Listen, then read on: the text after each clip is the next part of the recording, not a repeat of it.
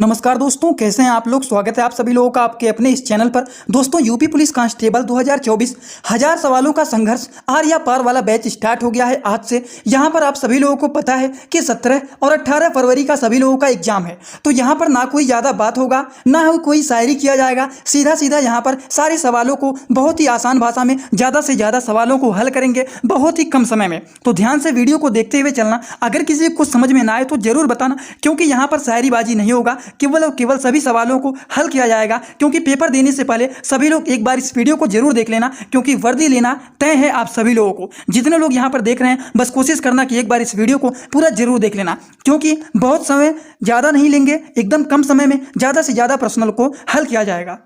1000 question का target है, जिसमें आपको 2 से 3 लेक्चर में पूरा का पूरा हम लोग कंप्लीट कर देंगे। तो एकदम ध्यान से देखते हुए आप लोग चलिएगा। चलिए शुरुआत करते हैं बिना देर के हुए। लेकिन आप लोग सभी लोग एक बार चेक कर लेना प्लीज़, अगर आप लोग चैनल पे नए हो चैनल को सब्सक्राइब कर लेना, बेल आइकन नहीं दबाएं तो दबा लीजिएगा, क्योंकि शुरुआत 0 से होगा और हम लोग लास्ट तक कंप्लीट करेंगे। तो चलिए, सबसे पहला जो प्रश्न है वो है, भगवान बुद्ध को ज्ञान की प्राप्ति कहाँ हुआ था। तो उनको प्राप्ति हुआ था बोध गया में।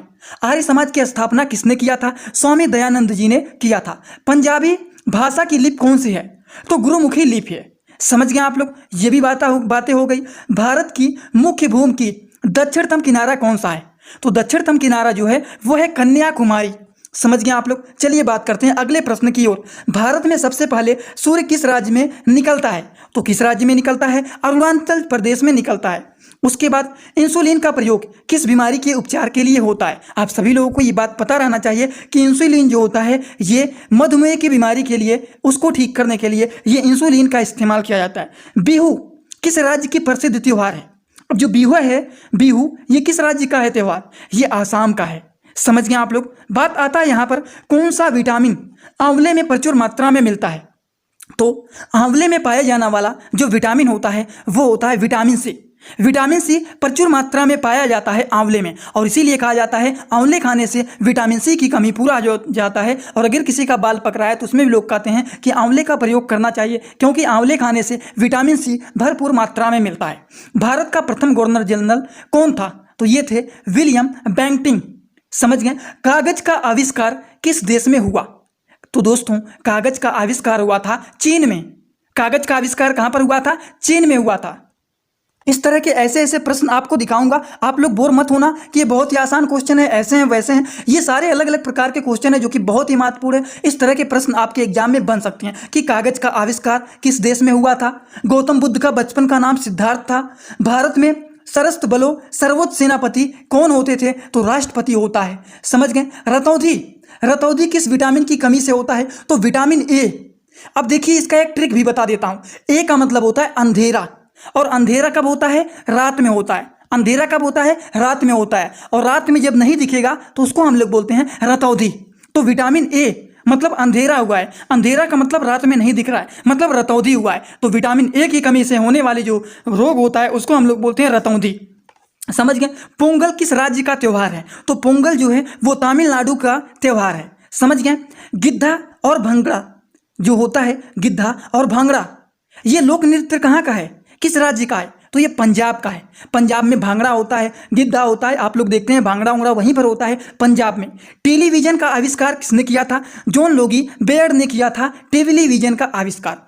भारत की प्रथम महिला शासिका कौन थी। रजिया सुल्तान ने पहली महिला शासिका थी भारत की। तो हमेशा याद रखना है, भारत की प्रथम महिला शासिका कौन थी। तो वो थी रजिया सुल्तान। समझ गए आप लोग। तो देखिए, बहुत ही कम समय में 20 क्वेश्चन यहाँ पर हो चुका है। 17 से 20 क्वेश्चन हो चुका है। तो बहुत ही कम समय में सारे प्रश्नों को हल किया जाएगा। आप लोग बिल्कुल भी परेशान मत होना। देखिए, मछली किसकी सहायता से सांस लेती है। तो वो अपने गलफड़ों की सहायता से सांस लेती है। ऐसे ऐसे छोटे छोटे प्रश्न जो होते हैं वो नेगेटिव मार्क के चांस बन जाते हैं। इसीलिए मैंने सोचा ऐसे ऐसे आसान क्वेश्चन को करा दिया जाए, जिससे इसमें आप लोग बिल्कुल भी कन्फ्यूज ना हो। जो कॉमन रूप से प्रश्न होते हैं वो तो सभी लोग आसानी से हल कर लेते हैं, लेकिन कभी कभी ये ऐसे ऐसे छोटे छोटे प्रश्न जो होते हैं वो एग्जाम में परेशान कर देते हैं। जैसे कि इंकलाब जिंदाबाद का नारा किसने लगाया था, किसने दिया था। वो भगत सिंह ने दिया था। उसके बाद जलियांवाला बाग हत्याकांड कब व कहाँ हुआ था। तो 1919 ईस्वी में अमृतसर में ये हुआ था। ये बात समझ में आ गया आप लोगों को। थोड़ा सा छोटा करता हूं तब आप लोगों को ये भी प्रश्न दिख जाएगा। 1939 ईस्वी में कांग्रेस छोड़ने के बाद सुभाष चंद्र बोस ने किस दल की स्थापना की थी। तो वो किया था फॉरवर्ड ब्लॉक का स्थापना की थी। समझ गए आप लोग। चलिए बात करते हैं अगले प्रश्न की। अगला जो प्रश्न है वो है पंजाब केसरी किसे कहा जाता है? तो वो कहा जाता है लाला लाजपत राय जी को। समझ गए आप लोग। सैंडर्स की हत्या किसने किया था? तो भगत सिंह। समझ गए आप लोग। उसके बाद 1857 ईस्वी के विद्रोह में किसने अपना बलिदान सबसे पहले दिया था? आप सभी लोग कमेंट बॉक्स में जल्दी से बताइए। जितने लोग यहां पर देख रहे हैं जल्दी से वीडियो को लाइक कर दीजिए और बताइए 1857 ईस्वी के विद्रोह में किसने अपना बलिदान सबसे पहले दिया था? तो वो दिया था मंगल पांडे जी ने। मंगल पांडे जी ने क्या किया था? विद्रोह में सबसे पहला अपना बलिदान सबसे पहले दिया था 1857 ईस्वी में मंगल पांडे जी ने। भारत की पहली महिला राज्यपाल कौन थी? तो बताइए आप सभी लोग। भारत की पहला महिला राज्यपाल थी, वो थी सरोजनी नायडू। चलिए, माउंट एवरेस्ट पर 2 बार चढ़ने वाली प्रथम महिला कौन थी? तो वो थी संतोष यादव। चलिए बढ़ते हैं हम लोग अगले प्रश्न की ओर। एकदम आसान भाषा में हम लोग सारे प्रश्नों को सॉल्व करेंगे और याद करने की भी कोशिश करेंगे। 2 बार 3 बार बार बार रिपीट करके बोल दे रहा हूं जिससे आपको यहीं पर याद हो जाए। ब्रह्म समाज की स्थापना किसके द्वारा की गई थी? तो ब्रह्म समाज की स्थापना राजा राम मोहन राय के द्वारा किया गया था। समझ गए? ब्रह्म समाज मतलब कहीं ना कहीं पर राजा की बात किया जा रहा है, ब्रह्म। समझ गए? तो ब्रह्म समाज मतलब राजा राम मोहन राय। स्वामी दयानंद सरस्वती का मूल नाम क्या था? तो इनका मूल नाम अगर पूछे, स्वामी दयानंद सरस्वती का मूल नाम मतलब मूल शंकर। समझ गए? तो मूल नाम था मूल शंकर। वेदों की ओर लौटो का नारा किसने दिया था? तो वेदों की ओर लौटने का नारा दिया था दयानंद सरस्वती जी ने। रामकृष्ण मिशन की स्थापना किसने की थी? तो किए थे स्वामी विवेकानंद जी ने। वास्को डी गामा भारत कब आया था? वो आया था 1498 ईस्वी में ये आए थे। देखते ही देखते हम लोगों ने यहाँ पर 31 क्वेश्चन 31 क्वेश्चन सॉल्व कर लिए हैं। आप लोगों ने बहुत सारी जगह पर पढ़ा होगा, वहाँ पर 30 प्रश्न 50 प्रश्न 1 से 1.5 घंटे में कराया जाता है। वहाँ पर भी लिख दिया जाता है कि ये भी मैराथन क्लास है, लेकिन यहाँ पर कम समय में, अभी आपका 5 से 10 मिनट भी नहीं हुआ, लेकिन हम लोगों ने 30 से ज़्यादा प्रश्नों को हल कर लिया है। इसी तरह से आप देखेंगे 10 से 20 मिनट के अंदर कितने सारे प्रश्न हम लोग हल कर देंगे। तो एग्जाम देने से पहले आप सभी लोग इस तरह के क्वेश्चन को जरूर देखा करिए। वास्को डी गामा भारत में 1498 ईस्वी में आया था। वास्को डी गामा कहाँ का रहने वाला था? तो पुर्तगाल का रहने वाला था। हवा महल किस जगह, मतलब हवा महल जो है वो कहाँ स्थित है? तो हवा महल जो है ये जयपुर में स्थित है। कहाँ पर स्थित है? हवा महल जयपुर में स्थित है। समझ गए आप लोग। तो चलिए बात करते हैं। बोर मत होना, एकदम छोटे लेवल से स्टार्ट किए हैं, 0 लेवल से प्रकार के क्वेश्चन स्टार्ट किए हैं और अलग अलग प्रकार के सारे क्वेश्चन को हम सॉल्व कराएंगे। चलिए बात करते हैं इसी तरह से अगले प्रश्नों की। अगला जो प्रश्न है वो है सिख धर्म का स्थापना किस सिख गुरु को माना जाता है? तो वो माना जाता है गुरु नानक को। सिखों का प्रमुख त्यौहार कौन सा होता है? सिखों का जो प्रमुख त्यौहार होता है वो होता है बैसाखी। बैसाखी किसका त्यौहार होता है? वो होता है सिखों का प्रमुख त्यौहार। समझ गए आप लोग। लौह पुरुष किस महापुरुष को कहा जाता है? तो लौह पुरुष कहा जाता है किस महापुरुष को? तो लौह पुरुष कहा जाता है सरदार पटेल को लौह पुरुष कहा जाता है। अगर कहीं पर लिख दिया जाता है सरदार पटेल को कौन सा पुरुष कहा जाता है, तो इनको कहा जाता है लौह पुरुष। समझ गए आप लोग। ये भी बातें हो गई। अगले प्रश्न की ओर बढ़ते हैं। Very very very most important question है, वो है नेताजी किस महापुरुष को कहा जाता है? तो नेताजी कहा जाता है सुभाष चंद्र बोस जी को। दिल्ली स्थित लाल बहादुर शास्त्री की समाधि का क्या नाम है? दिल्ली में स्थित लाल बहादुर शास्त्री की समाधि का क्या नाम है? तो इनका नाम है विजय घाट। समझ गए आप लोग। चलिए बात करते हैं अगले प्रश्न की ओर। अगला जो प्रश्न है ये बहुत ही आसान है, लेकिन इसी में स्टूडेंट क्या होते हैं, कंफ्यूज हो जाते हैं और इसी में वो लोग गलत आंसर मार करके चले जाते हैं। तो महाभारत के रचयिता कौन है? वो है महर्षि वेद व्यास। महर्षि वेद व्यास महाभारत के हैं। यहाँ पर आपको नहीं याद आता है तो महाभारत महर्षि मह और मह दोनों जगह पर है, इसी बात को याद रखना है। बस महाभारत के आगे मह है और यहाँ पर भी मह है। तो महाभारत के रचयिता कौन है? महर्षि वेद व्यास हैं। समझ गए। इस तरीके से आप ट्रिक बना करके भी याद करेंगे तो भी आप एग्जाम में नहीं भूलेंगे और सही आंसर टिक करके जरूर आएंगे। अर्थशास्त्र नामक पुस्तक किसने लिखी? तो अर्थशास्त्र नामक पुस्तक जो लिखा है उनका नाम है चाणक्य, या फिर इनको कौटिल्य भी कहा जाता है। समझ गए। जय जवान जय किसान का नारा किसने दिया था? तो ये दिए थे लाल बहादुर शास्त्री जी ने, जिसको आपको जुबान पर एकदम अच्छे से याद रखना है। संविधान सभा का अस्थायी अध्यक्ष कौन थे? तो वो थे डॉक्टर राजेंद्र प्रसाद। डॉक्टर राजेंद्र प्रसाद जो हैं वो है संविधान सभा के अस्थायी अध्यक्ष। इनको अस्थायी अध्यक्ष कहा गया है। समझ गए आप लोग। बात करें संविधान सभा की प्रारूप समिति अध्यक्ष कौन थे, तो वो थे डॉक्टर भीमराव अंबेडकर। डॉक्टर भीमराव अंबेडकर जो थे वो संविधान सभा के प्रारूप समिति के अध्यक्ष थे।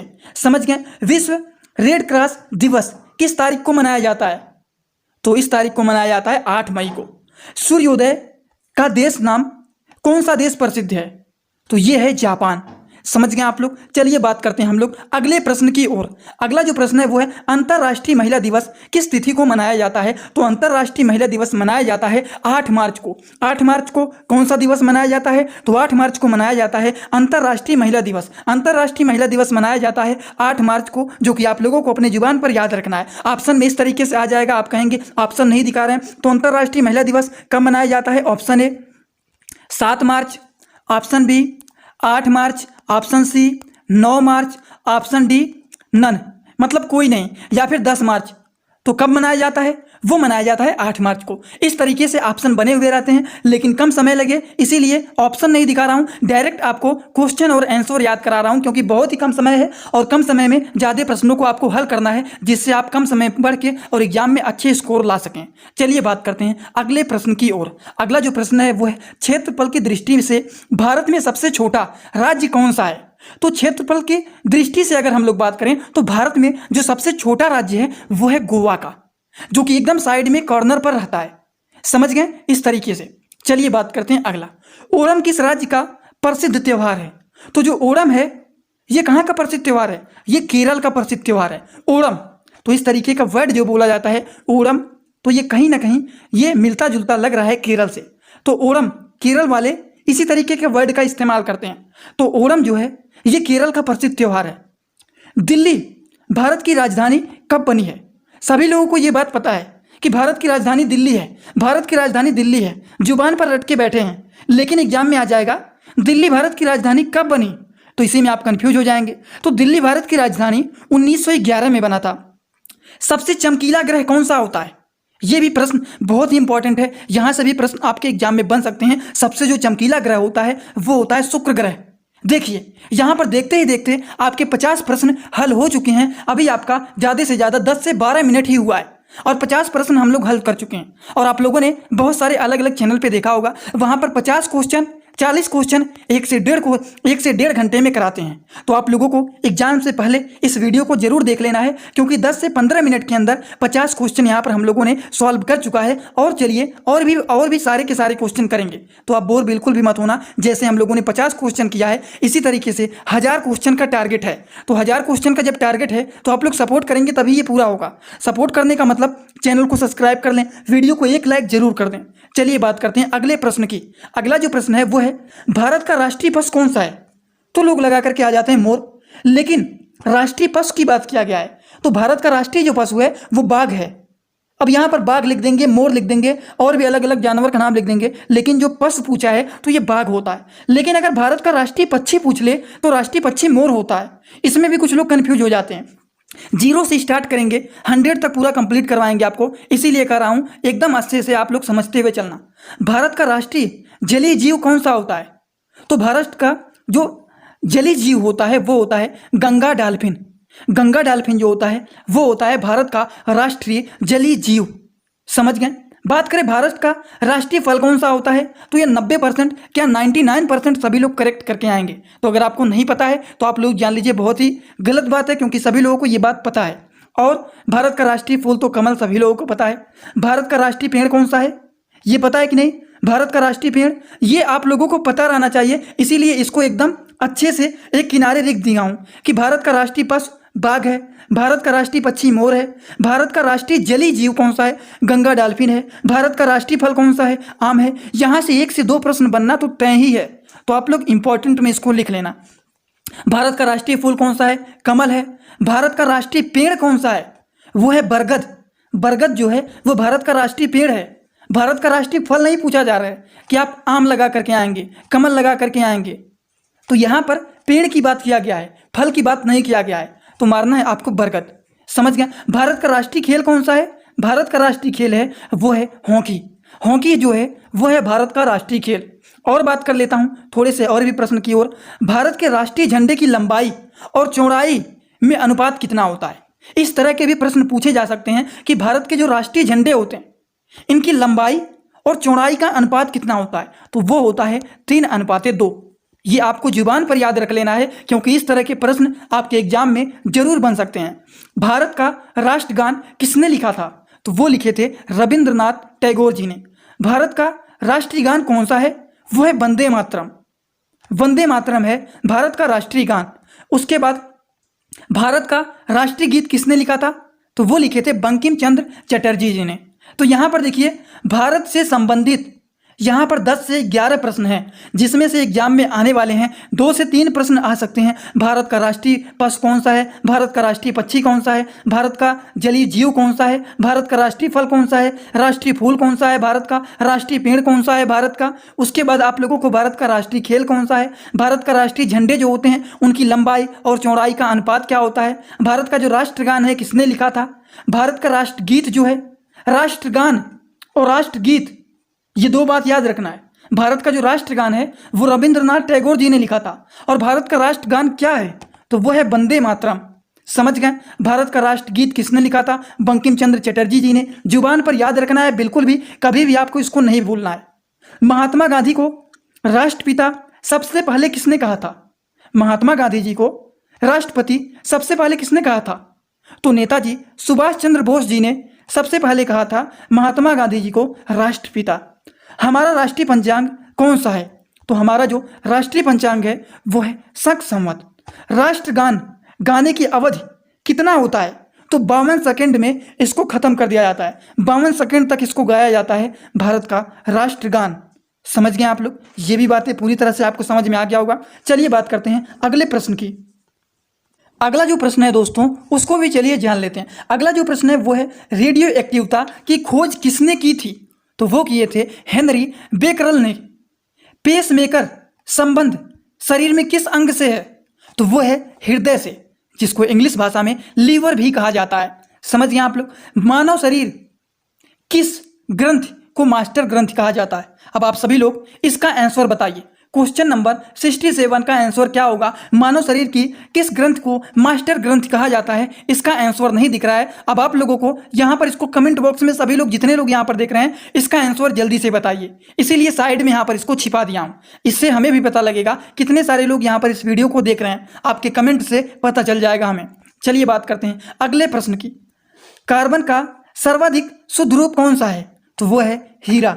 अगला जो प्रश्न है वो है एक्सरे का आविष्कार किसने किया था, तो वो किए थे रॉन्टगेन ने। ये बात हमेशा याद रखना है। एक्सरे कराने रोज जाते हैं सब लोग हॉस्पिटल में, इसका एक्सरे कराइए, इसका एक्सरे हो रहा है, तो एक्सरे का आविष्कार किसने किया था, तो एक्सरे का आविष्कार रॉन्टगेन ने किया था। बहुत ही कॉमन बात है, आप सभी लोगों को ये बात पता रहना चाहिए। किस धातु का प्रयोग मानव द्वारा सबसे पहले किया गया था, तो सबसे पहले तांबा का किया गया था। समझ गए। मानव द्वारा सबसे पहले किस धातु का प्रयोग किया गया था, तो तांबा का प्रयोग सबसे पहले मनुष्यों के द्वारा किया गया था।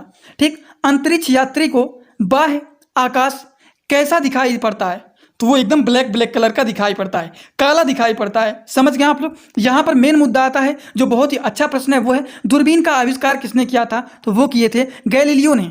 समझ गए। दिल्ली स्थित महात्मा गांधी की समाधि का क्या नाम है, तो उनका नाम है राजघाट। समझ गए आप लोग। अगले प्रश्न की ओर हम लोग आगे बढ़ते हैं। अगला जो प्रश्न है वो है भारत में पहली रेल कहाँ से कहाँ तक चली थी। हमारे भारत में सबसे पहले जब रेल चला था तो वो कहाँ से स्टार्ट हुआ था और कहाँ तक चला था, तो वो कहाँ से हुआ था, वो बम्बई से लेकर के, मतलब जो वर्तमान समय में बम्बई का नाम हटा करके मुंबई कर दिया गया था, तो मुंबई से स्टार्ट हुआ था और वो थाने तक चला था। समझ गए आप लोग। ये भी बातें आप लोगों को हमेशा याद रखना है कि भारत में सबसे पहले जो रेल का यात्रा स्टार्ट हुआ था वो कहाँ से स्टार्ट हुआ था और कहाँ तक चला था, तो वो बम्बई, मतलब जो इस समय पर मुंबई नाम पड़ गया है, तो मुंबई से लेकर के ये थाने तक चला था। भारत में पहली बार मेट्रो रेल सेवा किस नगर में आरंभ किया गया था, तो ये स्टार्ट हुआ था कोलकाता में। भारत में रेल का आरंभ किस सन में हुआ था, तो भारत में रेल का आरंभ 1853 ईस्वी में हुआ था। अगले प्रश्न की बात करें तो अगला जो प्रश्न है वो है, तो भारत में रेल आरंभ कब हुआ था, ये तो आप सभी लोगों को पता चल गया। बात करते हैं अगले प्रश्न की। प्रथम भारतीय अंतरिक्ष यात्री कौन थे, तो वो थे स्क्वाड्रन लीडर राकेश शर्मा थे। जो कि प्रथम यात्री अंतरिक्ष के थे। कब गए थे? 1984 में। ये भी आपको याद रखना था, हमेशा याद रखना है। सन भी कभी कभी पूछ लेता है, तो इसको भी आपको याद रखना पड़ेगा। भारत की प्रथम महिला मुख्यमंत्री कौन थी? तो वो थी श्रीमती सुचेता कृपलानी। हरियाणा के पहले मुख्यमंत्री कौन थे? तो वो पंडित भगवत दयाल शर्मा थे। अगले प्रश्न की ओर बढ़ते हैं। संयुक्त राष्ट्र संघ की स्थापना कब हुआ था? तो 24 अक्टूबर 1945 में। संयुक्त राष्ट्र संघ का मुख्यालय कहाँ पर स्थित है? तो वो स्थित है न्यूयॉर्क में। संयुक्त राष्ट्र संघ के सबसे पहले महासचिव कौन थे? तो वो थे रिग। समझ गए? चलिए अगले प्रश्न की ओर बढ़ते हैं। इस समय संयुक्त राष्ट्र संघ के कितने देश सदस्य हैं?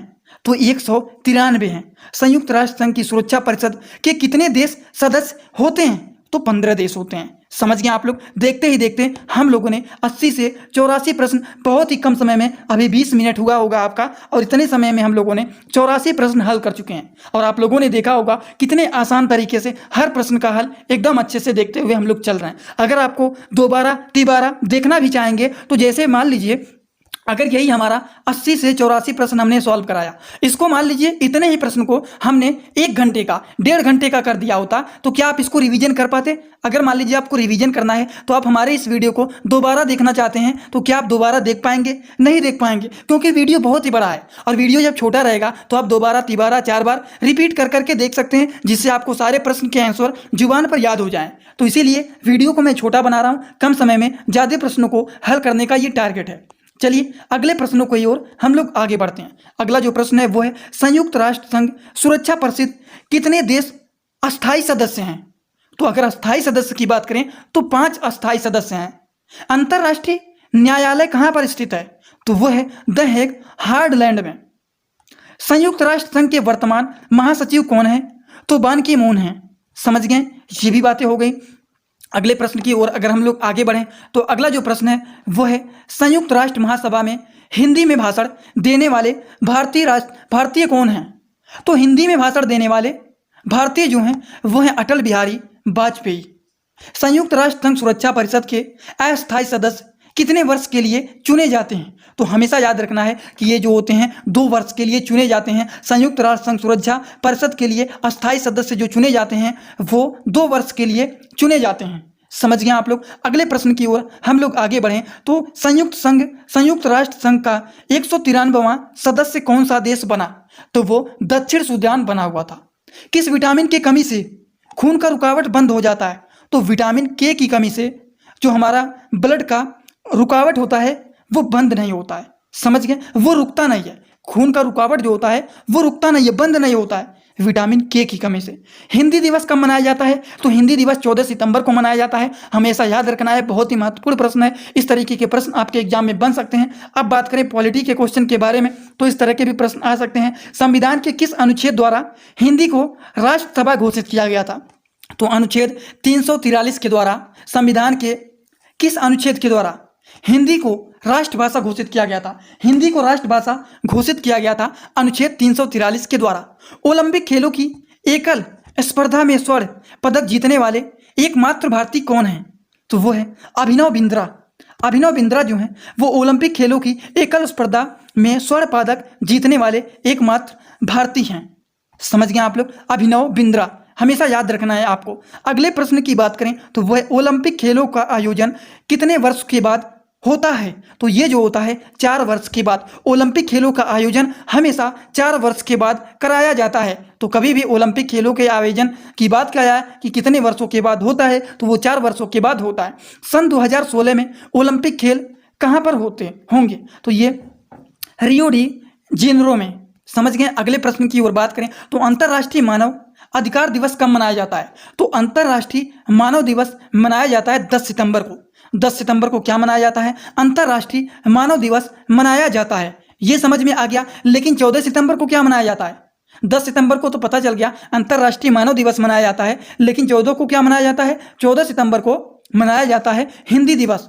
तो ये भी आपको याद रखना है। 10 सितंबर को अंतर्राष्ट्रीय मानव अधिकार दिवस मनाया जाता है और 14 सितंबर को हिंदी दिवस मनाया जाता है। हरियाणा की कौन सी नस्ल की भैंस प्रसिद्ध होती हैं? तो हरियाणा की कौन सी नस्ल की भैंस प्रसिद्ध होती है? तो मुरहार के प्रसिद्ध होती हैं नस्ल की भैंस। चलिए बात करते हैं अगले प्रश्न की। अगला जो प्रश्न है वो है प्रसिद्ध शीतला माता मंदिर कहाँ पर स्थित है? तो ये गुड़गांव में स्थित है प्रसिद्ध शीतला माता का मंदिर। विशाल हरियाणा पार्टी किसने बनाई थी? तो रविंद्र राव वीरेंद्र सिंह ने बनाया था। हरियाणा का क्षेत्रफल वर्ग किलोमीटर है, तो कितने किलोमीटर का है? हरियाणा का क्षेत्रफल कितना वर्ग किलोमीटर है? तो वो है 44,212 किलोमीटर। हरियाणा के पहले मुख्यमंत्री कौन थे? तो पंडित भगवत दयाल शर्मा जी हैं। किस देश की स्थल सीमा सर्वाधिक देशों के साथ लगती है?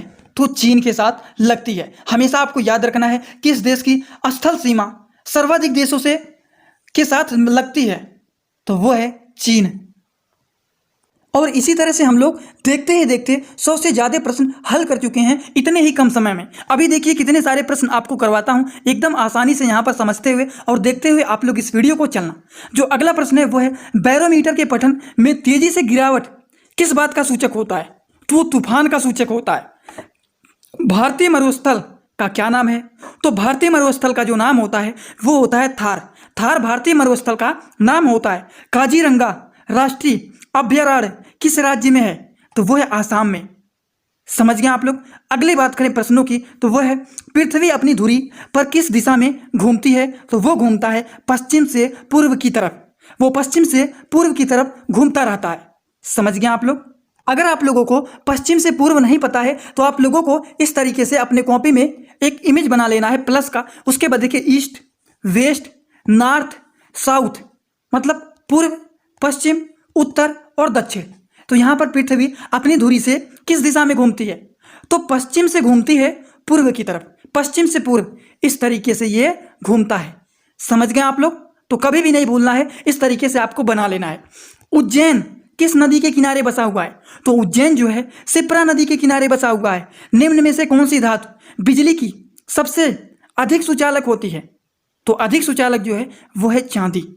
गोबर गैस के मुख्य रूप से क्या पाया जाता है? तो मीथेन पाया जाता है। गोबर गैस से मुख्य रूप से जो पाया जाता है वो पाया जाता है मीथेन गैस। स्वतंत्रता मेरे जन्मसिद्ध अधिकार है और मैं इसे लेकर रहूंगा। ये बात किसने कहा था? ये बात कहे थे लोकमान्य तिलक जी ने। स्वतंत्रता मेरा जन्मसिद्ध अधिकार है और इसे मैं लेकर के रहूंगा। इसको कहने वाले जो व्यक्ति हैं वो हैं लोकमान्य तिलक जी। समझ गए आप लोग। चलिए अगले प्रश्न की ओर बढ़ते हैं। अगला जो प्रश्न है वो है राष्ट्रसभा सदस्यों का चुनाव कितने अवधि के लिए किया जाता है? तो वो किया जाता है 6 वर्ष 113 दिन। समझ गए। हिंदी भाषा की लिपि कौन सी होती है? तो हिंदी भाषा की जो लिपि होती है वो देवनागरी लिपि होती है। हिंदी भाषा की लिपि देवनागरी होती है, आपको हमेशा पता रहना चाहिए। हमारी आकाश गंगा का नाम क्या है? तो आकाश गंगा का क्या नाम है? दुग्ध मेघला मिल्की वे। ये भी बातें हो गई। चलिए अगले प्रश्न की ओर हम लोग आगे बढ़ते हैं। अगला जो प्रश्न है वो है हिंदी भाषा का पहला समाचार पत्र कौन सा था? तो वो था उदंत मार्तंड। चलिए एक बात थोड़ा सा यहाँ पर और भी हम लोग बात करते हैं। दोस्तों पहली बार ये मैं आर या पार का सीरीज लेकर के आया हूँ यूट्यूब पर पहली बार आर या पार का सीरीज स्टार्ट किया हूँ, जिसमें बहुत ही कम समय में 1000 क्वेश्चन का टारगेट है। अब देखिए ये 20 से 30 मिनट का वीडियो रहेगा जिसमें आपका 150 से 200 प्रश्न हल किए जाएंगे और 3 से 4 वीडियो में 1000 क्वेश्चन का जो संघर्ष है ये पूरा हो जाएगा, जिसमें आप लोग अगर इतना प्रश्न कर लेते हैं तो 20 से 30 प्रश्न आपका इसी वीडियो से मिलने वाले हैं। तो जरूर आप लोग इस वीडियो को देखना, ज़्यादा से ज़्यादा सपोर्ट करना और अपने सभी दोस्तों के पास शेयर करना और चैनल को सब्सक्राइब करना मत भूलें। और कमेंट बॉक्स में सभी लोग जरूर बताना कि आप लोगों को ये वीडियो कैसा लगा। और इसी तरीके से आपको और भी वीडियो मिलते रहेंगे, तो जरूर आप चैनल पर जुड़े रहिएगा। चलिए हिंदी भाषा का सबसे पहला समाचार पत्र कौन था? तो वो था उदंत मार्तंड। अगले प्रश्न की ओर अगर हम आगे बढ़ें तो वह है तुलसीदास कृत रामचरितमानस हिंदी भाषा का किस बोली में लिखी गई थी? तो वो अवधी भाषा में लिखी गई थी। किस बोली में लिखी गई थी? तो वो अवधी बोली में लिखी गई थी। हरियाणा के राज्य कवि कौन कहलाते थे? तो वो उभय भानु हंस कहलाते थे। 118 आधुनिक लोकप्रिय खेलों की शुरुआत कब और कहाँ हुई थी? तो वो हुई थी एथेंस यूनान में 1896 ईस्वी में। भारत में किस खेल में ओलंपिक खेलों में 8 बार स्वर्ण पदक जीता? भारत ने किस खेल में ओलंपिक खेलों में 8 बार स्वर्ण पदक जीता था? तो वो हॉकी में जीता था। समझ गए आप लोग। भारत ने आखिरी बार हॉकी में स्वर्ण पदक कहाँ और कब जीता था? तो वो 1980 में मॉस्को में जीता था। ओलंपिक खेलों का आयोजन कितने वर्ष के बाद कराया जाता है? जस्ट अभी आपको पहले ही बताया है, 4 वर्ष के बाद ये कराया जाता है। अंतर्राष्ट्रीय ओलंपिक समिति मुख्यालय कहाँ पर स्थित है? अगर बात किया जाए अंतर्राष्ट्रीय ओलंपिक समिति का मुख्यालय कहाँ पर स्थित है, तो वो स्थित है लुसान, स्विट्जरलैंड में स्थित है। सन 2022 में ओलंपिक खेल कहाँ पर हुआ था? तो सन 2012 में ओलंपिक का जो खेल हुआ था वो लंदन में हुआ था। ओलंपिक ध्वज कितने गोले होते हैं? तो ओलंपिक ध्वज में 5 गोले होते हैं। सभी लोगों को ये बात पता रहना चाहिए, खेलकूद से प्रश्न जरूर बनते हैं, इसीलिए आपको याद रखना चाहिए। चलिए, एक ओलंपिक में सर्वाधिक स्वर्ण पदक जीतने वाला खिलाड़ी कौन है? तो वो है माइकल फेल्प्स।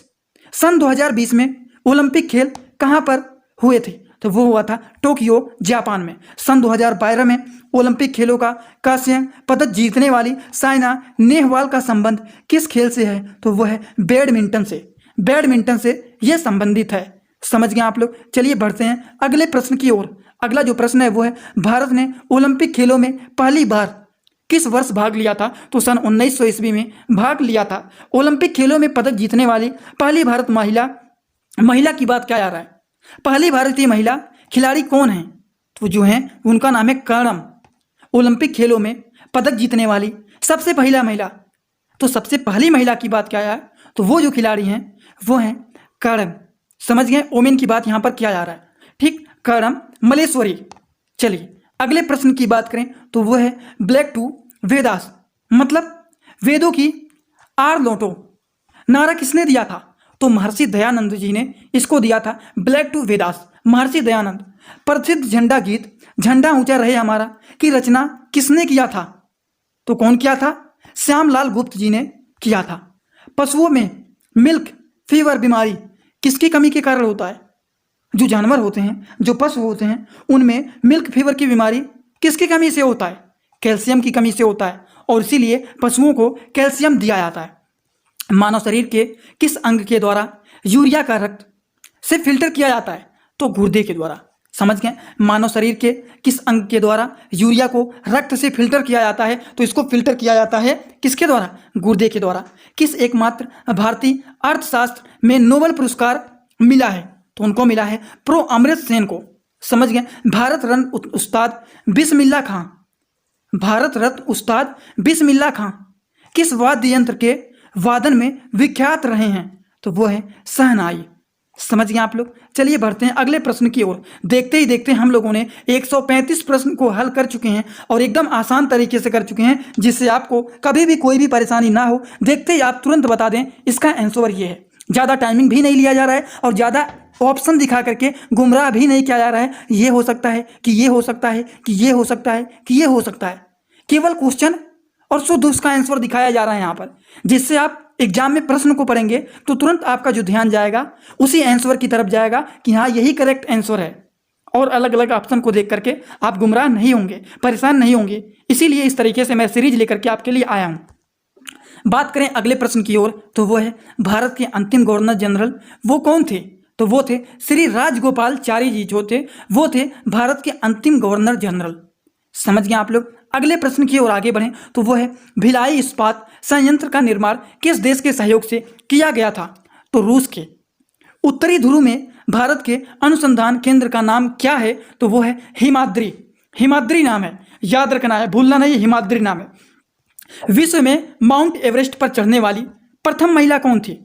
माउंट एवरेस्ट पर चढ़ने वाली विश्व में, अब यहाँ पर वर्ल्ड की बात किया जा रहा है, पूरे विश्व में माउंट एवरेस्ट पर चढ़ने वाली सबसे पहली महिला कौन थी?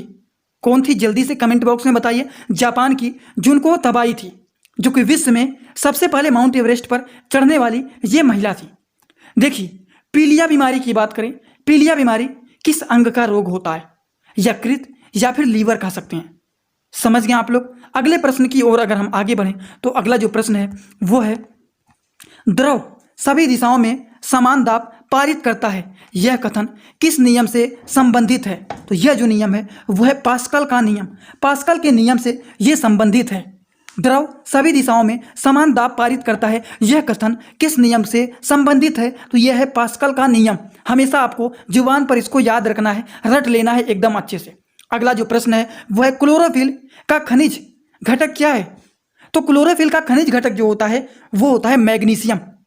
क्लोरोफिल का खनिज घटक क्या है? मैग्नीशियम है। 2 बार 3 बार 4 बार बोलता हूं, क्लोरोफिल का खनिज घटक जो है वो है मैग्नीशियम। जुबान पर याद रख लेना है। एलपीजी गैस में क्या होता है? तो एलपीजी गैस में होता है ब्यूटेन। एलपीजी गैस में ब्यूटेन होता है। एलपीजी गैस में ब्यूटेन होता है। यहीं पर आपको याद हो जाएगा। इसीलिए इस तरीके से जो इंपॉर्टेंट प्रश्न है 2 बार रिवाइज कर दे रहा हूं। किसने सर्वप्रथम अशोक के अभिलेखों को पढ़ा था? तो सबसे पहले अशोक के अभिलेखों को कौन पढ़ा था? तो इसको पढ़ने वाले का नाम है जेम्स प्रिंसेप। चलिए बढ़ते हैं अगले प्रश्न की ओर। अगला जो प्रश्न है वो है किस बौद्ध भिक्षु के प्रभाव में अशोक ने बौद्ध धर्म ग्रहण किया था? किस बौद्ध भिक्षु के प्रभाव के द्वारा जो अशोक थे वो बौद्ध धर्म को ग्रहण किया था? किसके प्रभाव के द्वारा? तो ये उपगुप्त के द्वारा इन्होंने बौद्ध धर्म को ग्रहण किए थे। कौन? अशोक। कौन सा मुगल बादशाह अशिक्षित था? अकबर। अकबर जो था ये एक ऐसा मुगल बादशाह था जो कि अशिक्षित था। ये शिक्षित नहीं था, ये पढ़ा लिखा नहीं था। ये क्या था? ये अशिक्षित था। तो हमेशा याद रखना है कि कौन सा मुगल बादशाह जो है वो अशिक्षित था। तो वो थे अकबर। अकबर बहुत ही फेमस हैं, लेकिन ये क्या थे? ये अशिक्षित थे। हमेशा याद रखना है। लेकिन बहुत सारे लोग कंफ्यूज हो जाते हैं कि अकबर का नाम तो बहुत चला हुआ है, अकबर तो अशिक्षित नहीं हो सकते हैं। लेकिन यही सच्चाई है, अकबर जो थे वो मुगल बादशाह के अशिक्षित व्यक्ति थे। समझ गए आप लोग? अगले प्रश्न की ओर आगे बढ़ें तो वो है अमृतसर शहर की स्थापना किसने की थी? तो अमृतसर शहर की स्थापना किसने किया था? तो वो किए थे गुरु रामदास जी ने। गदर पार्टी का संस्थापक कौन थे? गदर पार्टी का संस्थापक हरदयाल थे। हमेशा याद रखना है आप लोगों को। जो यहाँ पर कुछ बात बता रहे हैं, जैसे कि ये बहुत ही महत्वपूर्ण प्रश्न आपको यहाँ पर बताए हैं। क्लोरोफिल खनिज का घटक क्या है? तो ये मैग्नीशियम है, इसको नहीं भूलना है। एलपीजी गैस में क्या होता है? तो ब्यूटेन होता है। ये जो लास्ट में कुछ प्रश्न दिखा रहे हैं बहुत ही महत्वपूर्ण है, जुबान पर याद रख लेना। इस तरह के प्रश्न आपके एग्जाम में बन सकते हैं। ये जो बताए हैं किसने सर्वप्रथम अशोक के अभिलेखों को पढ़ा था? तो अशोक के अभिलेखों को कौन पढ़ा था सबसे पहले? तो सबसे पहले पढ़ने वाले जो थे वो थे जेम्स प्रिंसेप। समझ गए? इसके बाद आपको यहाँ पर बता दिए हैं बहुत ही महत्वपूर्ण प्रश्न। किस बौद्ध भिक्षु, मतलब कौन बौद्ध भिक्षुक थे जो कि बहुत ज्यादा प्रभाव डाले थे अशोक को बौद्ध धर्म को ग्रहण करने के लिए? तो वो थे उपगुप्त। उपगुप्त जी थे, ये बौद्ध भिक्षुक थे जिन्होंने अशोक को बहुत ज्यादा प्रभाव डाला था, और इन्हीं को देखते हुए इन्होंने बौद्ध धर्म को ग्रहण किया था। और कौन सा मुगल बादशाह अशिक्षित थे? तो वो थे अकबर। अकबर जो थे वो क्या थे? अशिक्षित थे। अगले प्रश्न की ओर आगे बढ़े, इसीलिए रिवाइज करा दिया हूं क्योंकि वो प्रश्न बहुत ही महत्वपूर्ण थे। अमृतसर शहर की स्थापना किसने की थी? तो गुरु रामदास जी ने अमृतसर शहर की स्थापना किया था। गदर पार्टी का संस्थापक कौन है? तो लाला हरदयाल थे। गदर पार्टी का संस्थापक कौन था? लाला हरदयाल थे। अगले प्रश्न की ओर आगे बढ़ें तो वो है सिख इतिहास में लंगर प्रथा किसने शुरू किया था? तो गुरु अंगद देव ने। एक ट्रिक अगर बताएं आप लोगों को तो लंगर, तो यहां पर लंग और अंग ये 2 बात याद रखना है। अगर कहीं पर लिखा आ जाए प्रश्न सिख इतिहास में लंगर प्रथा किसने शुरू किया था? तो लंग और अंग कहीं ना कहीं मिलता जुलता लग रहा है। तो लंगर प्रथा का शुरू गुरु अंगद देव ने किया था। अगर इस तरह से प्रश्नों को थोड़ा बहुत ट्रिक बना करके भी पढ़ेंगे तो देखते ही एग्जाम में भूलना नहीं पड़ेगा। यहाँ पर लंग और यहाँ पर अंग देखते ही तुरंत आप टिक मार देंगे। क्या मारेंगे? गुरु अंगद देव जी ने। समझ गए? सबसे प्राचीन वेद कौन सा है? ऋग्वेद है। वेद कौन कौन से होते हैं? ऋग्वेद, सामवेद, यजुर्वेद, अथर्ववेद। तो ऋग्वेद जो है ये सबसे प्राचीन वेद है। समझ गए आप लोग? अगले प्रश्न की ओर हम लोग आगे बढ़ें तो किस सुल्तान ने अपनी राजधानी दिल्ली से दौलताबाद स्थानांतरित की? तो वो थे मोहम्मद बिन तुगलक। हिस्ट्री के प्रश्न है ये, आप लोग अगर पढ़े होंगे तो आपको याद आ गया होगा। प्रथम पंचवर्षीय योजना कब प्रारंभ हुआ था? तो प्रथम पंचवर्षीय योजना 1951 में ये शुरुआत हुआ था। मतलब प्रथम जो पंचवर्षीय योजना है ये कब से शुरुआत हुआ था, कब से ये प्रारंभ हुआ था? तो 1951 से ये शुरू हुआ था। चीन यात्री ह्वेनसांग ने किस विश्वविद्यालय में अध्ययन किया था? तो ये अध्ययन किया था नाल नालंदा में। समझ गए। अगला जो प्रश्न है वो है कौन सा रक्त समूह सर्वदाता कहलाता है। तो कौन सा रक्त समूह सर्वदाता कहलाता है? वो ओ कहलाता है। ओ जो समूह है वो क्या कहलाता है? रक्त समूह का सर्वदाता कहलाता है। मनुष्य के शरीर में कितनी हड्डियां होती हैं? आप भले ही भूल जाएं, लेकिन इसको छोटा बच्चा सही आंसर इसको बता करके आएगा। तो इस तरह के भी प्रश्न आपको याद रखना चाहिए जिससे आप कभी भी ना भूलें। अगला जो प्रश्न है वो है सूर्य के प्रकाश से कौन सी विटामिन प्राप्त होती है? तो सूर्य के प्रकाश से विटामिन डी प्राप्त होती है। हमेशा जब ठंडी का मौसम रहता है और धूप निकल जाता है तो लोग कहते हैं जा रहे हैं विटामिन डी को लेने, धूप में जा रहे हैं विटामिन डी को लेने। तो सूर्य के प्रकाश से निकलने वाली जो विटामिन होता है, सूर्य के प्रकाश से जो हमें विटामिन मिलता है वो विटामिन मिलता है विटामिन डी। तो विटामिन डी जो होता है वो सूर्य की प्रकाश के द्वारा मिलता है। मादा एनाफिलीज मच्छर जो होता है इसको काटने से कौन सा रोग होता है? तो वो होता है मलेरिया। मलेरिया रोग, यही प्रश्न को उल्टा भी किया जा सकता है। मलेरिया बीमारी किस मच्छर के काटने के द्वारा होता है? तो वो होता है मादा एनाफिलीज मच्छर के द्वारा। तो प्रश्न इस प्रकार से भी घुमाया जा सकता है, इस प्रकार से भी घुमाया जा सकता है। तो हमेशा याद रखना है अगर प्रश्न इस तरीके से आ जाए मादा एनाफिलीज मच्छर काटने से कौन सा बीमारी होता है, तब तो होगा मलेरिया। लेकिन मलेरिया रोग किस मच्छर के काटने के द्वारा होता है? तो वो होता है मादा एनाफिलीज मच्छर के काटने के द्वारा ये होता है। टेलीफोन का आविष्कार किसने किया था? इस तरह के प्रश्न बहुत ही इंपॉर्टेंट होते हैं, एग्जाम में बहुत ही बेहतरीन तरीके से ये प्रश्न बन सकते हैं। एकदम अच्छे से टिक करना कि टेलीफोन का आविष्कार अलेक्जेंडर ग्राहम बेल ने किया था। प्रकाश की गति कितनी होती है? तो प्रकाश की गति कितनी होती है? 3 लाख किलोमीटर प्रति सेकंड के हिसाब से इनका गति होता है।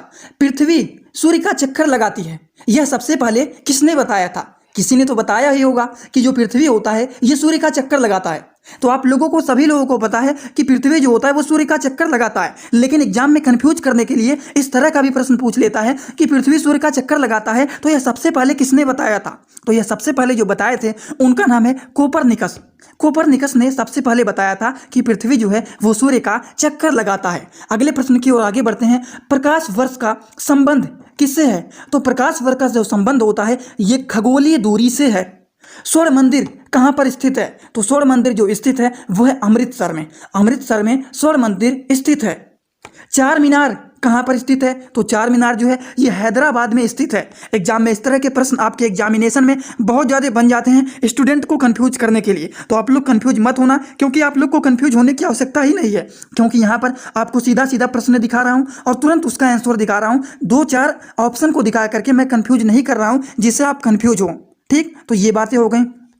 अगले प्रश्न की ओर बढ़ते हैं। अगला जो प्रश्न है चार मीनार कहाँ पर स्थित है? हैदराबाद में, ये तो आपको बता ही चुका हूँ। कुतुब मीनार कहाँ पर स्थित है? तो कुतुब मीनार जो है ये दिल्ली में स्थित है। उसके बाद गेटवे ऑफ इंडिया ये कहाँ पर स्थित है? तो ये मुंबई में स्थित है। इंडिया गेट कहाँ पर स्थित है? तो ये नई दिल्ली में स्थित है इंडिया गेट। आप लोगों को लग रहा होगा कि बहुत ही आसान प्रश्न है, लेकिन इसी तरीके से छोटे छोटे प्रश्न में आप लोगों को कंफ्यूज किया जाता है। ऐसे ऐसे ऑप्शन दे दिया जाएगा कि आप इसी में कंफ्यूज हो जाएंगे और दूसरे ऑप्शन को टिक करके एग्जाम में चले आएंगे। लेकिन नहीं, आपको हमेशा छोटे प्रश्न को एकदम ध्यान से देखना चाहिए, क्योंकि छोटे प्रश्न ही एग्जाम में जाकर के हार्ड बन जाते हैं और इसी में आप लोग कंफ्यूज हो जाते हैं। तो ऐसे प्रश्नों में आप लोगों को कभी भी कंफ्यूज नहीं होना है। तो इंडिया गेट नई दिल्ली में स्थित है, ताजमहल आगरा में स्थित है। उसके बाद आजाद हिंद फौज का स्थापना कहां पर किया गया था? तो ये सिंगापुर में किया गया था। शिक्षक दिवस कब मनाया जाता है? तो शिक्षक दिवस मतलब children day, sorry teacher day. Teacher day कब मनाया जाता है? टीचर डे मनाया जाता है 5 सितंबर को। तो शिक्षक दिवस अगर कभी भी पूछा जाए कब मनाया जाता है तो ये 5 सितंबर को मनाया जाता है। उसके बाद बात करें खेल दिवस कब मनाया जाता है। ये कुछ बहुत ही कॉमन प्रश्न है जो कि आपके एग्जाम में कंफ्यूज करने के लिए बन सकता है। जैसे कि खेल दिवस कब मनाया जाता है, अगर ऑप्शन की बात करें तो ऑप्शन ए में लिख देगा 27 अगस्त, ऑप्शन बी में लिख देगा 28 अगस्त, ऑप्शन सी में लिख देगा 29 अगस्त, ऑप्शन डी में लिख देगा 30 अगस्त। अब आप बताइए कि खेल दिवस कब मनाया जाता है। नहीं तो कभी कभी कंफ्यूज करने के लिए ऐसे भी आपके एग्जाम में ऑप्शन बन जाएंगे, जैसे कि 29 अक्टूबर, बी 29 अगस्त, 29 सितंबर। तो 29 करके पूछ लेगा, लेकिन हमेशा याद रखना है कि खेल दिवस जो होता है वो 29 अगस्त को मनाया जाता है। समझ गए आप लोग? तो इस तरह के प्रश्न भी एग्जाम में कंफ्यूज करने के लिए बन सकते हैं। किसके जन्म दिवस को खेल दिवस के रूप में मनाया जाता है? तो मेजर ध्यानचंद के जन्म को खेल दिवस के रूप में मनाया जाता है। विश्व पर्यावरण दिवस कब मनाया जाता है? तो विश्व का पर्यावरण दिवस मनाया जाता है 5 जून को। 5 जून को क्या मनाया जाता है? विश्व का पर्यावरण दिवस मनाया जाता है। करो या मरो का नारा किसने दिया था? तो करो या मरो का नारा महात्मा गांधी जी ने दिया था। महात्मा गांधी जी ने करो या मरो का नारा दिया था। जय हिंद का नारा किसने दिया था? आप बताइए जल्दी से, जय हिंद का नारा किसने दिया था? नेताजी सुभाष चंद्र बोस जी ने किसका नारा दिया था? जय हिंद का नारा दिया था। और करो या मरो का नारा किसने दिया था? महात्मा गांधी जी ने दिया था। ये एक प्रकार का जीके जीएस का प्रश्न है जो कि बहुत ही बेहतरीन प्रश्न है। इस तरीके के प्रश्न आपके एग्जाम में बन सकते हैं। जरूर आप लोगों को इसको 2-3 बार रिवीजन करके जाना चाहिए। ये वीडियो बहुत ही छोटा रहेगा और इसमें आप लोगों को इस तरह के प्रश्न करवाए जाएंगे कि अगर मान लीजिए आप इसको रिवीजन के तौर पर दोबारा भी देखते हैं तो आपको ये हमेशा याद हो जाएगा। तो चलिए बात करते हैं अगले प्रश्न की ओर। अगला जो प्रश्न है दोस्तों वो है, दिल्ली चलो का नारा किसने दिया था? दिल्ली चलो का नारा नेता सुभाष चंद्र बोस जी ने दिया था। दिल्ली चलो का नारा। वेदों की ओर लौटो का नारा किसने दिया था? तो वेदों की ओर लौटने का नारा दयानंद सरस्वती जी ने दिया था। इंकलाब जिंदाबाद का नारा किसने दिया था? तो इंकलाब जिंदाबाद का नारा भगत सिंह ने दिया था। उसके बाद अगले प्रश्न की ओर आगे बढ़ें। देखिए शुद्ध यहाँ पर प्रश्न है और तुरंत यहाँ पर आंसर है, जिससे ज़्यादा टाइम भी ना लगे और एकदम सीधा सीधा क्वेश्चन के आंसर आपके दिमाग में रट जाएं। इसीलिए इस तरीके से मैं बनाया हुआ हूँ। ज़्यादा ऑप्शन दिखा करके आपको कंफ्यूज करना नहीं चाहता हूँ, इसीलिए इस तरीका का मैं सीरीज लेकर के आया हूँ, आर या पार का। दिल्ली चलो का नारा किसने दिया था? नेता सुभाष चंद्र बोस जी ने दिया था। वेदों की ओर लौटने का नारा किसने दिया था? दयानंद सरस्वती जी ने दिया था। इंकलाब जिंदाबाद का नारा किसने दिया था? भगत सिंह जी ने इंकलाब जिंदाबाद का नारा दिया था। चलिए बात करते हैं अगले प्रश्न की। दोस्तों जो अगला प्रश्न है वो है, तुम मुझे खून दो मैं तुम्हें आज़ादी दूंगा। ये आप लोग बहुत सुने होंगे, तुम मुझे खून दो मैं तुम्हें आज़ादी दूंगा। इस तरह के जो डायलॉग हैं ये मूवीज में भी किया गया है, लेकिन ये एक प्रकार का नारा है। तुम मुझे खून दो मैं तुम्हें आज़ादी दूंगा, ये नारा किसने दिया था? तो ये नारा सुभाष चंद्र बोस जी ने दिया था। चलिए मज़ा आ रहा है ना आप लोगों को? एकदम मज़ा आना चाहिए और एकदम आप लोगों को इंटरेस्ट के साथ इसको पढ़ना है, क्योंकि जितने देर आप लोग इस वीडियो को देख रहे हैं ये जो बैच है ये है आर या पार का। तो यहाँ पर आर या पार आप लोगों को करना है कि तो एकदम अच्छे से पूरी तरह से समझना है, या तो रट्टा मारना है। इनमें से 2 काम करना है, दोनों में से जो आपको अच्छा लगे, या तो समझिए या तो रट्टा मारिए। दोनों में से एक काम करना है, क्योंकि एग्जाम क्लियर करना है आप लोगों को। यही संघर्ष है इस चैनल का। आराम हराम है, ये नारा किसने दिया था? आराम करना हराम होता है, ये नारा किसने दिया था? जवाहरलाल नेहरू जी ने ये नारा दिया था कि जो आराम करेगा वो हराम है और जो संघर्ष करेगा उसका क्लियर होगा।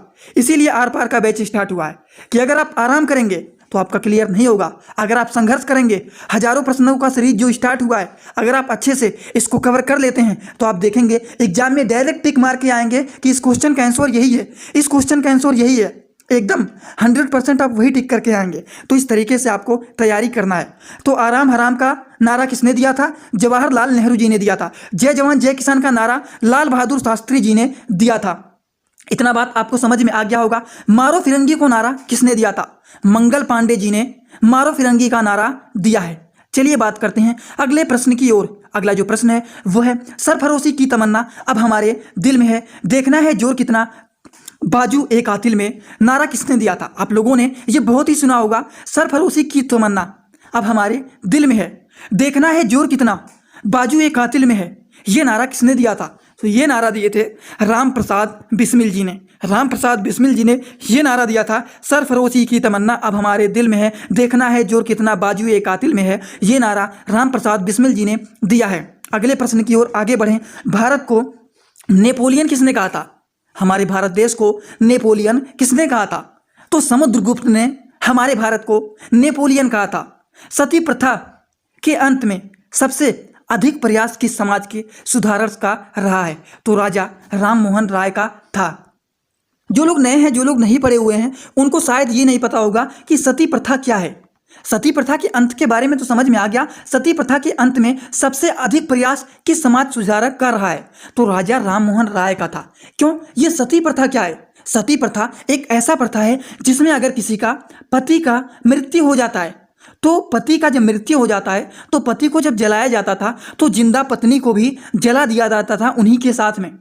इसीलिए इनको बहुत ज़्यादा दुख हुआ था, क्योंकि इनके बड़े भाई की जब मृत्यु हुआ था तो इनकी भाभी को भी जला दिया गया था, और इसीलिए इन्होंने बहुत ही ज़्यादा प्रयास करके इस प्रथा का अंत करवा दिया था, सती प्रथा का।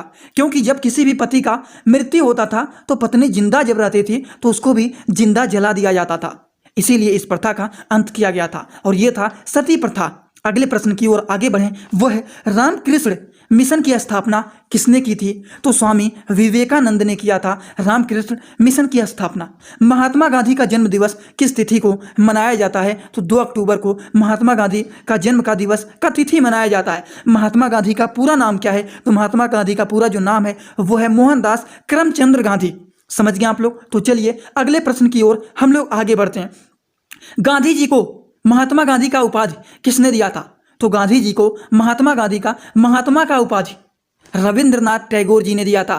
किसने दिया था? रविंद्रनाथ टैगोर जी ने महात्मा गांधी जी को महात्मा का उपाधि दिया था, इसीलिए इनका नाम पड़ गया था महात्मा गांधी। समझ गए आप लोग? ये भी बात है एकदम अच्छे से जुबान पे रट गया कि नहीं? एकदम अच्छे से तैयार हो जाएगा, किसी को परेशान होने की जरूरत नहीं है। देखते ही देखते हम लोगों ने 20 से 30 प्रश्न एकदम आसान भाषा में हल कर लिया है, और एकदम आपकी जुबान पर भी याद हो गया होगा। नहीं याद हुआ है तो एक बार फिर से वीडियो को रिपीट करके देख लेना, क्योंकि हमारा वीडियो बहुत ही बड़ा नहीं होता है, एकदम छोटा रहेगा, जिससे आप रिविजन भी एकदम आसानी से कर सकते हैं। तो चलिए इसी तरह से हम लोग अगले प्रश्न की ओर आगे बढ़ते हैं। जो लोग देख रहे हैं जल्दी से वीडियो को एक लाइक जरूर कर देना, चैनल पर नए हो चैनल को सब्सक्राइब करके बेल आइकन को दबाना मत भूलिएगा। अगले प्रश्न की ओर आगे बढ़ें तो वह है माई एक्सपेरिमेंट विद द्यूत पुस्तक के लेखक कौन थे? तो इनके लेखक महात्मा गांधी थे। समझ गए? महात्मा गांधी, माई एंड महात्मा, ये कहीं ना कहीं मिलता जुलता लग रहा है। महात्मा गांधी माई, तो इससे पता चल जाएगा माई एक्सपेरिमेंट विद द्यूत पुस्तक के लेखक महात्मा गांधी जी हैं। भारत का सर्वोच्च नागरिक सम्मान कौन सा है? तो वो भारत रत्न है। भारत रत्न जो है वो है भारत का सर्वोच्च नागरिक का सम्मान, भारत रत्न है। अगले प्रश्न की ओर आगे हम लोग बढ़ते हैं। अगला जो प्रश्न है दोस्तों वो है फिल्म के क्षेत्र में दिया जाने वाला सर्वोच्च भारतीय पुरस्कार कौन सा है? दादा साहेब फाल्के पुरस्कार है।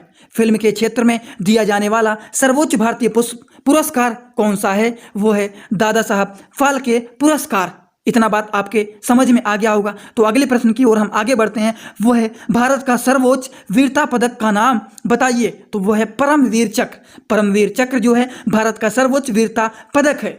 भारत का शेक्सपियर किसे कहा जाता है? तो भारत का शेक्सपियर किसे कहा जाता है? तो कहा जाता है कालिदास को। कालिदास को भारत का शेक्सपियर कहा जाता है। कंप्यूटर का पिता किसे कहा जाता है? फादर ऑफ कंप्यूटर कौन है? Charles Babbage.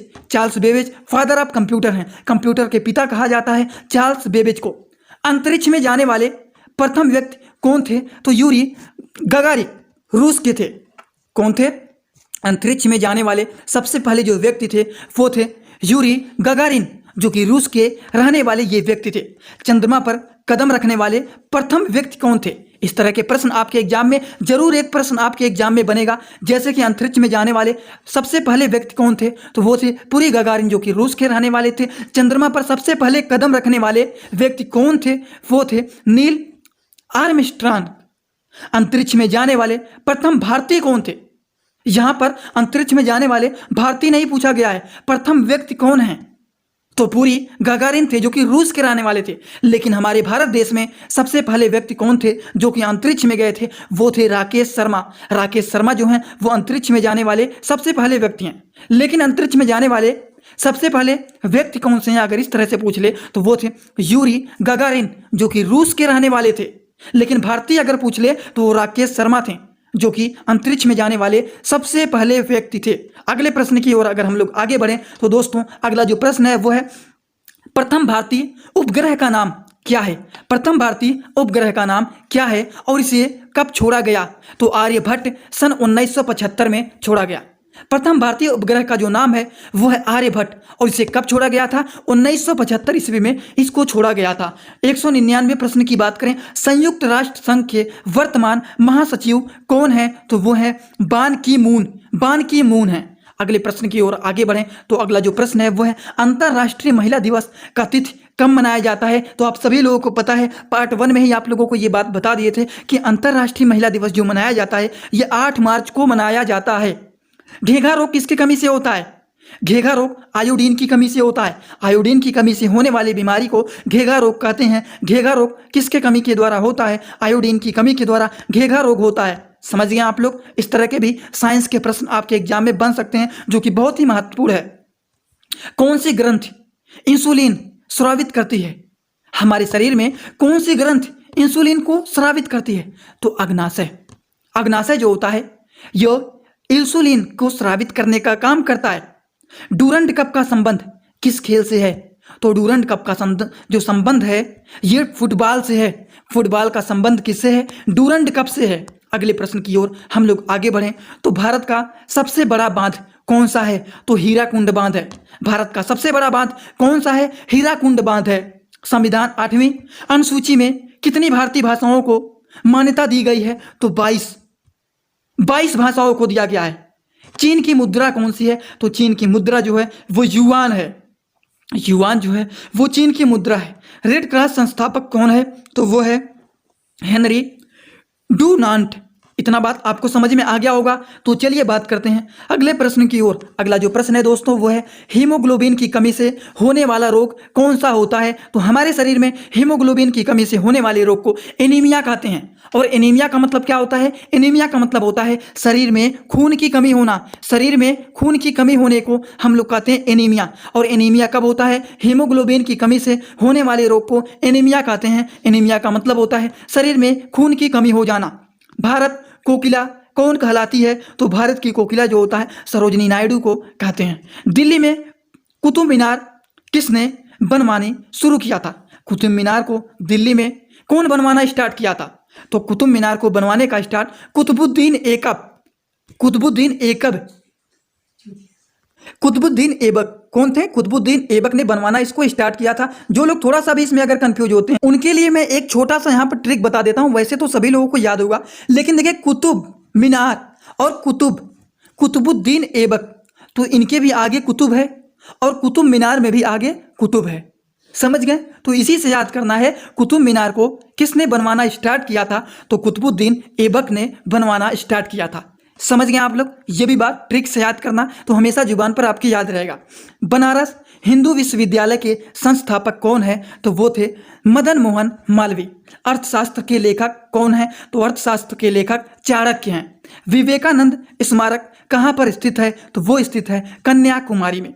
दक्षेस का मुख्यालय कहाँ पर स्थित है? तो वो है काठमांडू, जो कि नेपाल में स्थित है। समझ गए आप लोग? सभी लोगों को समझ में आ रहा है ना? यहाँ पर किसी को परेशान होने की जरूरत नहीं है। ये जो प्रश्न है ये बहुत ही सॉलिड हैं और इनके आंसर भी सीधा सीधा इसलिए लिख दिया हूँ जिससे 2-4 ऑप्शन दिखाऊंगा तो आप तुरंत यहाँ पर कंफ्यूज हो जाएंगे कि यहाँ पर ये हो सकता है कि ये हो सकता है। तो सिंपली आपको याद रखना है। जैसे कि बात किया हूँ मैंने, दिल्ली का कुतुब मीनार कौन बनवाना स्टार्ट किया है? तो कुतुबुद्दीन ऐबक ने। बनारस हिंदू विश्वविद्यालय के संस्थापक कौन है? तो मदन मोहन मालवीय हैं। तो इसी तरीके से सारे प्रश्नों के आंसर सीधा सीधा यहाँ पर दिया गया है, जिससे आप क्वेश्चन देखिए और सीधा सीधा आंसर को वहां पर टिक करना तुरंत शुरू कर देंगे। अगले प्रश्न की ओर आगे बढ़ें, वो है दक्षेस के कितने देश सदस्य हैं? अगर हम इसकी बात करें तो 8 देश हैं। कौन कौन से 8 देश हैं? दक्षेस के कितने देश सदस्य हैं? तो 8 देश हैं। कौन कौन से 8 देश हैं? बात करें तो भारत है, नेपाल है, बांग्लादेश है, श्रीलंका है, मालदीव है, भूटान है, पाकिस्तान है, अफगानिस्तान है। हो गया ना 8? 1 2 3 4 5 6 7 8 8 देश इसके सदस्य हैं। किसके सदस्य हैं? दक्षेस के। दक्षेस के 8 देश सदस्य हैं। भारत, नेपाल, बांग्लादेश, श्रीलंका, मालदीव, भूटान, पाकिस्तान, अफगानिस्तान। इसको जुबान पर आप लोग रट लेना, क्योंकि पूछ लेगा इनमें से कौन सा देश दक्षेस के सदस्य नहीं है। तो इनमें से कौन से देश नहीं है, बस एक इनमें से हटा देगा। तो ये 8 नाम आप लोग रट लेना, क्योंकि इस तरीके के भी प्रश्न आपके एग्जाम में बन सकते हैं। अगले क्वेश्चन की बात करें, वो है भारत की तट रेखा की लंबाई। जो हमारा भारत है उसके तट रेखा की लंबाई कितनी है? तो तट रेखा की जो लंबाई है वो है 7516। विश्व में अभ्रक का सर्वाधिक उत्पादन किस देश में होता है? तो किस देश में होता है? अभ्रक जिसको मीका बोलते हैं, तो इसका सर्वाधिक उत्पादन जो होता है वो हमारे भारत देश में होता है। ग्रांड ट्रंक रोड किसने बनवाया था? शेरशाह सूरी ने बनवाया था Grand Trunk Road. Vitamin B की कमी से कौन सा रोग होता है? विटामिन बी की कमी से बेरी रोग होता है। विटामिन ए की कमी से कौन सा रोग होता है? विटामिन ए की कमी से रतौंधी होता है। आप लोग याद रख लेना। इसके लिए ट्रिक बताता हूं, जैसे कि यहां पर विटामिन ए बी का पूछा है, लेकिन मैं ए का भी आपको बता दिया हूं ट्रिक। विटामिन बी मतलब बेरी, और विटामिन ए मतलब यहां पर लिख देता हूं, विटामिन ए मतलब क्या होता है? रतौंधी। समझ लेना आप लोग, रतौंधी होता है विटामिन ए की कमी से। ए का मतलब होता है अंधेरा, और अंधेरा कब होता है? रात में होता है। तो रात में जब अंधेरा होता है तो हम लोगों को बिना लाइट जलाए नहीं दिखता है। तो ये बात होता है, ए का मतलब अंधेरा और अंधेरा का मतलब रात, और रात कहीं ना कहीं जुड़ा हुआ है रतौंधी से। तो विटामिन ए की कमी से होने वाले रोग को रतौंधी रोग कहते हैं, और विटामिन बी की कमी से होने वाले रोग को बेरी रोग कहते हैं।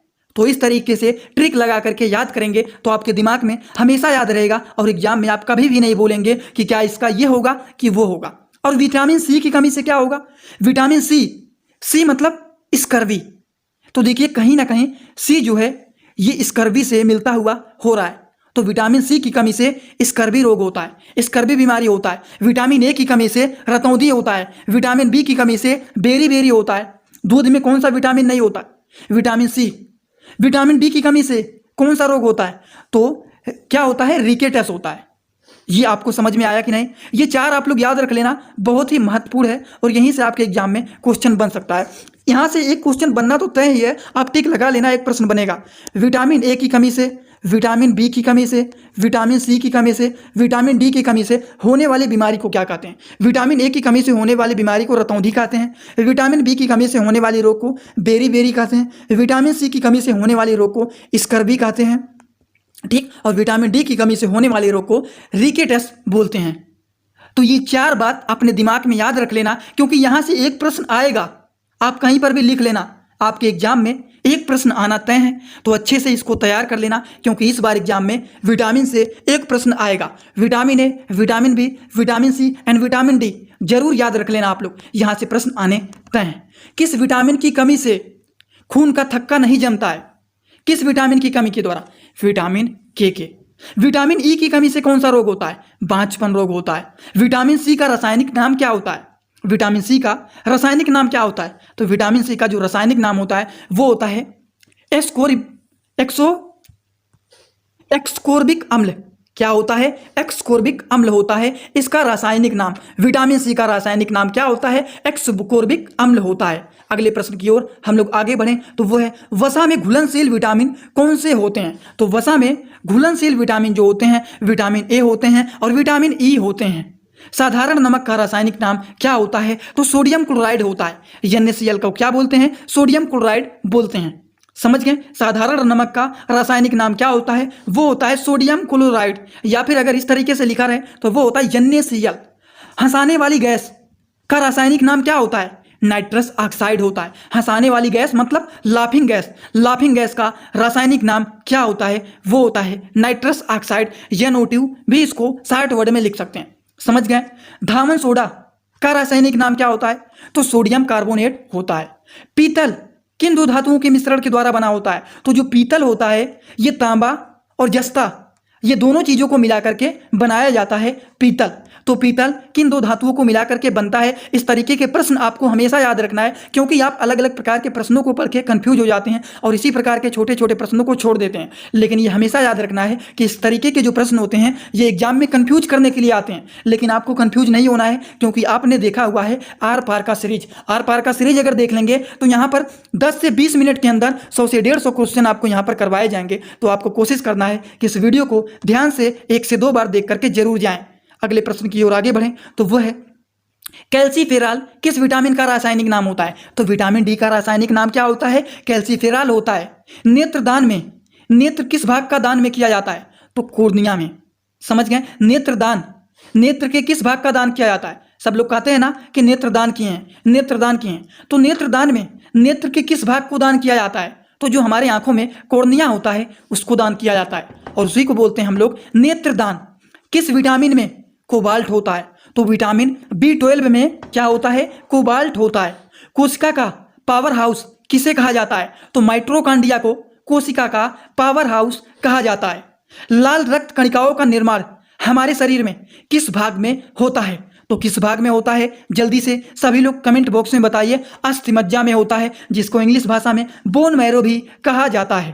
अगले प्रश्न की ओर हम लोग आगे बढ़े। मजा आ रहा है ना आप लोगों को? एकदम आसान भाषा में समझते हुए चल रहे हैं, सीधा सीधा क्वेश्चन और सभी प्रश्नों के आंसर यहाँ पर हम लोग देखते हुए चल रहे हैं, तो आपको एकदम अच्छे से समझ में आना चाहिए। राष्ट्रीय विज्ञान दिवस कब मनाया जाता है? तो ये 28 फरवरी को क्या मनाया जाता है? राष्ट्रीय विज्ञान दिवस मनाया जाता है। अगले प्रश्न की ओर आगे बढ़े। ब्लड प्रेशर मापने के लिए किस यंत्र का प्रयोग किया जाता है? तो किस यंत्र का प्रयोग किया जाता है? सिग्नोमैनोमीटर का इस्तेमाल किया जाता है। अगर कोई पूछ लेता है ब्लड प्रेशर का नॉर्मल रेंज कितना होता है, तो ब्लड प्रेशर का नॉर्मल रेंज होता है वो 120 से 80 होता है। समझ गए आप लोग? कोई ऐसा नहीं ना है जिनको ये बात नहीं समझ में आया है। ब्लड प्रेशर का नॉर्मल रेंज भी कभी कभी एग्जाम में पूछ सकता है, तो वो भी आपको याद रखना चाहिए। अगले प्रश्न की ओर आगे बढ़ें तो वो है कंप्यूटर की परमानेंट मेमोरी क्या कहलाती है? तो जो कंप्यूटर का परमानेंट मेमोरी होता है उसको कहा जाता है रोम। इसका क्या फुल फॉर्म होता है? Read only memory.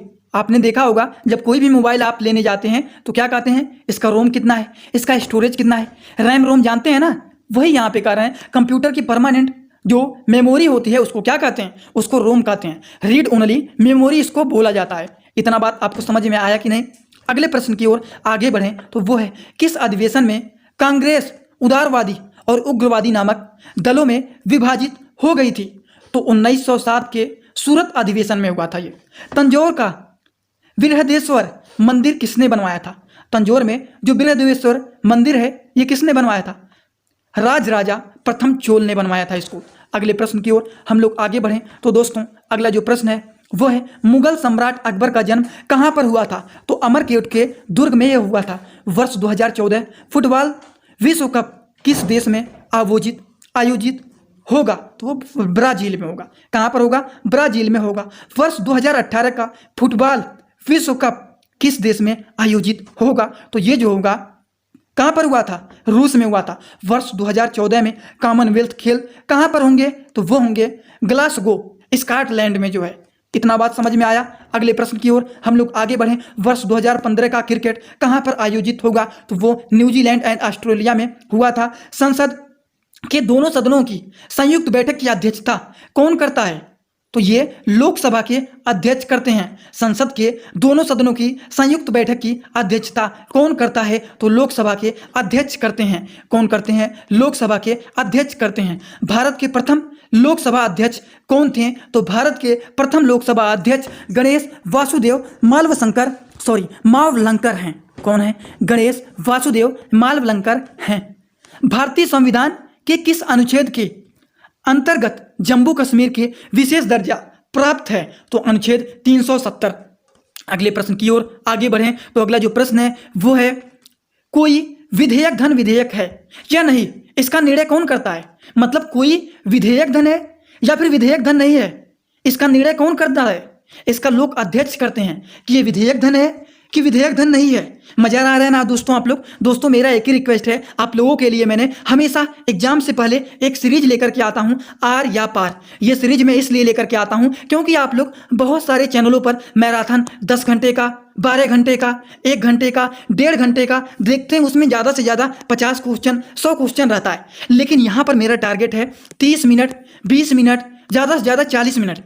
इसके अंदर ही आप लोगों को 150 क्वेश्चन, 200 क्वेश्चन यहाँ पर पार्ट वाइज करवाया जाएगा। ये जो आर पार का संघर्ष स्टार्ट हुआ है दोस्तों, यहाँ पर मैं आप लोगों को 1000 क्वेश्चन का सीरीज स्टार्ट किया हूँ। अगर आप लोग सपोर्ट करेंगे तो एक लास्ट में वो जो बनाऊंगा वो एकदम आपके पेपर के ही हिसाब से रहेगा और उसमें एक ही वीडियो में ऐसे प्रश्न करवाऊंगा जिसमें से आपका 30 से 40 प्रश्न एग्जाम में सेम टू सेम आएंगे। ये मेरा गारंटी है। तो इसीलिए इस वीडियो को पहले आप लोग ज़्यादा से ज़्यादा सपोर्ट करिए, तब मैं इस तरीके के प्रश्न को बनाऊंगा। सारे प्रीवियस ईयर पेपर को ले करके आऊँगा, उसमें से छांट करके जो महत्वपूर्ण इस बार आने लायक हैं उसका मैं बनाऊंगा। लेकिन जब तक आप सपोर्ट नहीं करेंगे तब तक मैं वो प्रश्न नहीं बनाऊंगा, क्योंकि मेहनत बहुत करना पड़ता है ये सारे PPT बनाने में। लेकिन आप लोग सपोर्ट नहीं करते हैं, चैनल को सब्सक्राइब नहीं करते हैं, तो इसीलिए ज़्यादा मेहनत करने का भी मन नहीं करता है। तो आप लोग अगर सपोर्ट करेंगे तो इसी के हिसाब से ऐसे ही बेहतरीन एक मैं लेकर के आऊँगा, उसमें से सारे प्रश्न आपके एग्जाम में लड़ेंगे, ये तय हैं। तो जरूर बनाऊंगा, लेकिन आप सपोर्ट करेंगे तब बनाएंगे।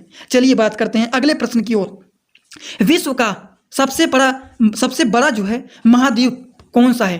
तो एशिया है। आप वर्ल्ड मैप को उठाएंगे, उसमें देखेंगे विश्व का सबसे बड़ा जो महाद्वीप है वो कौन सा है? तो वो है एशिया। हैदराबाद किस नदी पर है?